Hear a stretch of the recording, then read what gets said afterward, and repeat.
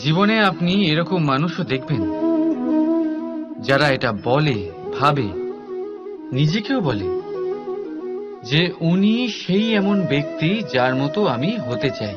ঠিক আছে, কারোর থেকে প্রেরণা নেওয়াটা কোনো ভুল নয়, কিন্তু কখনো কখনো এই প্রেরণা গুরুত্বহীন হয়ে যায় আর আমরা শুরু করে দিই সেই ব্যক্তিকে নকল করতে।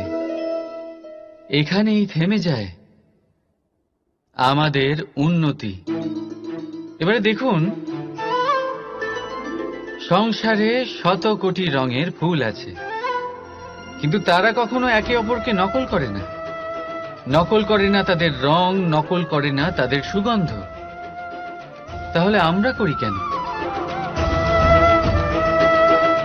প্রতিটা ব্যক্তির মধ্যে কোনো না কোনো প্রতিভা অবশ্যই থাকে, যা ফুটিয়ে তোলার সঠিক সময়ও আমাদের কাছে থাকে, কিন্তু সেই মানুষ সেই প্রতিভা নির্মাণ করার পরিবর্তে সময় নষ্ট করে অন্য কারোর মতো হওয়ার জন্য, কাউকে নকল করার জন্য।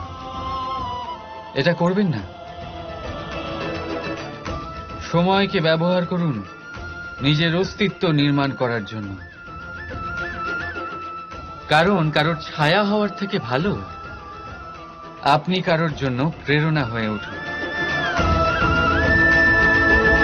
রাধা রাধা।